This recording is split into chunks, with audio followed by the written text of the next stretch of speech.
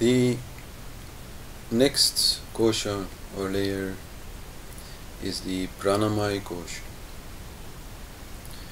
the layer of vital energy.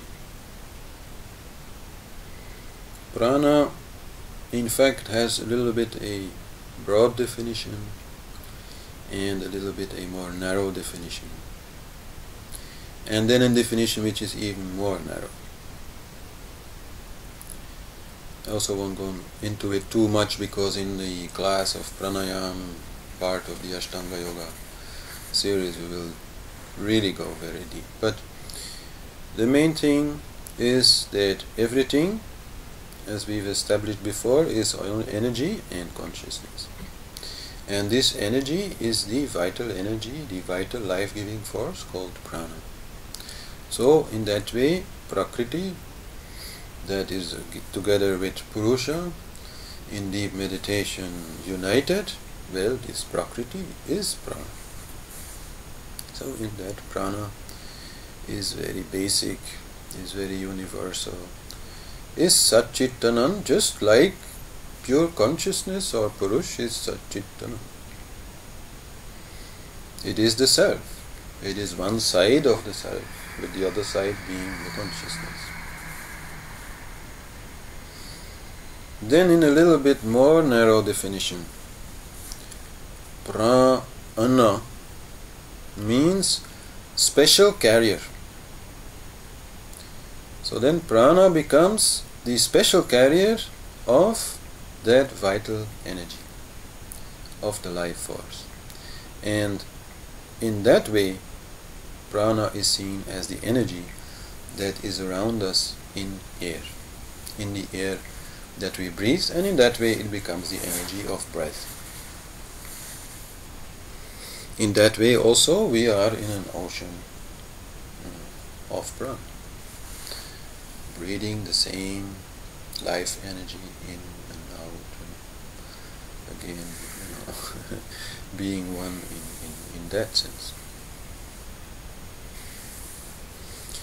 But prana is not the air. It is also not the oxygen in air.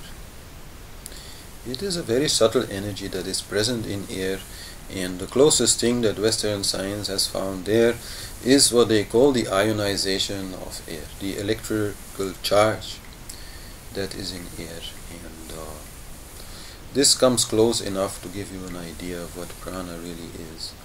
But it is also quite clear that prana is more subtle than electrical energy, which is still quite a gross energy and not so subtle as prana really is.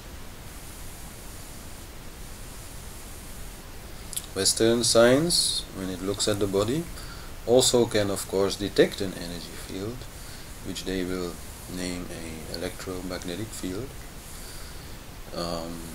which again is the gross manifestation of the pranic body, but which is not purely the pranic body, which is more subtle. We can experience the energy body in pranayama, also in certain yogas like Kashmir yoga, where one is imagining doing a certain movement, like a forward bow, before doing it, and then feeling that by doing that, by imagining to do it, the energy body is already doing it, and in that way, when then we follow it with our physical body, this movement becomes much more smooth. So this is also one way that we can experience the working of the energy body. And it is well known also that if some people lose a hand or a leg or something, that they will always have the feeling that this hand or leg is still there.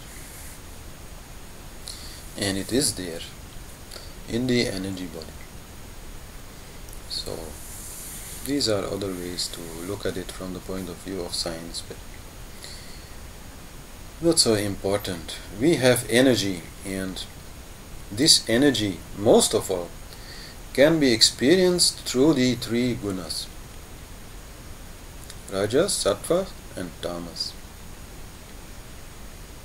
In that way, we can feel, oh, now I am feeling very active, I am feeling very ambitious, I am feeling like I can do a lot, let's do a lot. Then the energy is very Rajasic, and we will behave in a very Rajasic fashion as a result of it. Or we can feel, oh, now we are a little bit tired and I just want to sit down and lie down. And don't start, giving any classes now because, I'm just not interested. That is the tamasic energy. And then at some other point, maybe through meditation, maybe through something happening, some nice experience, we become very light, not really wanting to do anything, but not really wanting to sleep or lie down or watch TV neither. We just want to enjoy the moment and be still and be happy and maybe a little understand, see reality. That energy is called the sattvic energy, which is the most subtle, most essential energy. The tamasic energy is the energy that is like the wax of a candle. It is solidified, it is very condensed, it is very inert, it doesn't want to move. Then the rajasic energy is like the flame and the wax that is melting and going to the flame and feeding the flame, and the flame which is burning. That is the rajasic energy. And the light that is coming from the flame, that is the sattvic energy, which is its essence, which is its true purpose, as sattva is also our true purpose.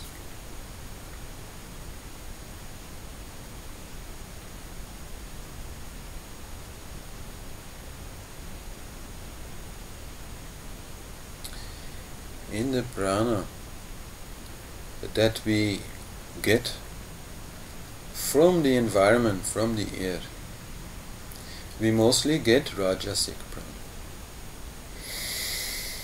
If we take deep breaths, then this will bring us out from tamas, from inertia, from dullness, from ignorance, into rajas, into activity, into also understanding in a way, but mostly into doing, meeting life, feeling confident.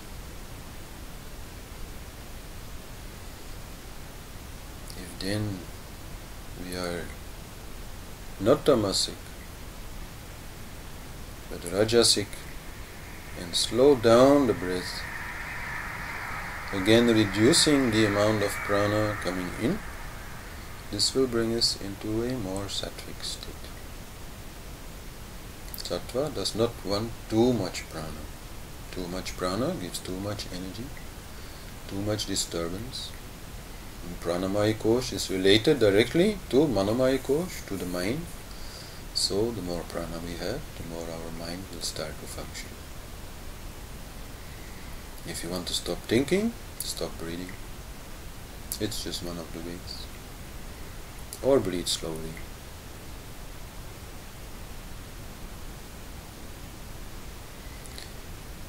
Prana is responsible for almost everything. It is responsible for the working of our mind. You could say it is the electrical energy that goes around in our brain and nerves and things. It is responsible for all movements, and it is also creating all our feelings. When we start naming our feelings, then that is mind. But the feelings themselves, the feeling of anger, or of love,